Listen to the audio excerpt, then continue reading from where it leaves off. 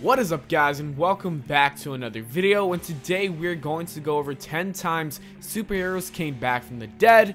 Before we get on the video, if you enjoyed, please leave a like and subscribe, and let's get straight on the video with number 10, Superman. Superman is perhaps one of the most iconic superheroes of all time, so when the death of Superman came out, it is no surprise that it sold extremely well.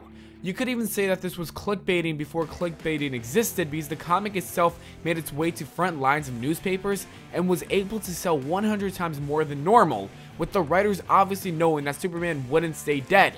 To keep it brief, in a battle with Doomsday, the Man of Steel comes to an unfortunate end with the famous visual of his lifeless body within the arms of Lois Lane.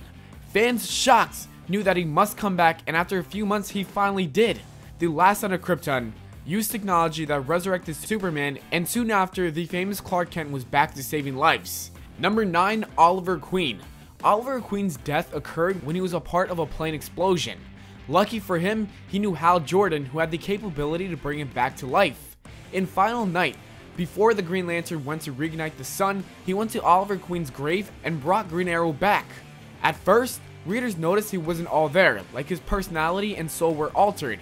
But over time, he reverted back to his old self. He was back to being the crime-fighting vigilante that we all love, and it seems that his death did not affect him too much mentally or physically. Number 8, Jason Todd. Jason Todd's death is definitely one of the most famous and memorable deaths in comic book history, especially since the fans wanted it to happen. The Joker beats him with a crowbar and blows him up in a building, and that's the miserable end of Robin. Even though it was the end of the second Robin, however, it was not the end of Jason Todd. When Superboy Prime rewrote history in Infinite Crisis by bending reality, Todd was resurrected, but this time he was not the Boy Wonder we remembered him as. With his new life, Jason decided to take up the image of the Red Hood and spend time committing crimes and creating violence. We learned that he felt betrayed by the Dark Knight for not saving him and not avenging his death after. It's definitely interesting to see a hero die and then be brought back as a villain. Number 7, Spider-Man. Spider-Man is one of Marvel's most famous superheroes, so it's no surprise that he has died and been brought back to life on multiple occasions. Even though there are different people who have been Spider-Man, Peter Parker is definitely the most recognizable name. Parker's first death was actually not done by a villain, but instead a sacrifice. The web-slinger sacrificed himself in order to save a mother and her daughter. In a result of that, he died from receiving lethal dosage of chemicals, causing him to pass. In the process, he weirdly has an out-of-body experience and fights Thanos. Afterwards, he encounters death and is able to convince her to send him back to life. Number 6, Jean Grey. Jean Grey has the reputation to be an affiliate with the X-Men that dies a lot. There has been many times where she is killed off only to be brought back to life. In Uncanny X-Men number 101, the shuttle she pilots is exposed to deadly amounts of radiation. She is brought back, but Grey is possessed by an evil entity named the Phoenix Force. In the story Fresh Upstart, Jean is killed by Sentinels, but her mind is intact because she transfers her consciousness into the body of Emma Frost. After this, Professor Xavier is able to transfer her mind into her corpse. On top of this, she is seen to be killed by Wolverine on multiple occasions. Even though Jean Grey has some pretty powerful abilities, she can't help but get killed every so often. Maybe the writers just like messing with her life, which is frankly a messed up thing to do. Number 5, Lightning Lad. This entry takes place back in 1963, a time where comic books seemed much more innocent. Being one of the first major superheroes to die in a comic book, DC looked for a way to rectify the situation. As he was a member of the Legion of Superheroes at the time, he definitely had some friends who wanted him back. Lucky for them, it's a comic book, so modern readers know that resurrection is possible, even though the audience at the time didn't expect such an outcome. After finding out that Lightning Lad could be revived through the transferring of life force using lightning rods, a group volunteered to more or less play a game of electric Russian roulette to see who would get struck first and giving their friend a way back. What made this such a high stakes moment was that the likes of even Superboy were up for grabs here, and so fans were on the edge. The victim was Prody, who wasn't even a real member of the team. With little remorse, the plan works and Lightning Lad could save the world again. Number 4, Professor X. Charles Xavier has been killed off multiple times in the past. In fact, we even see him die on the big screen more than once. Perhaps the best known, however, is the time he was killed by Jean Grey in the last of the original X-Men trilogy.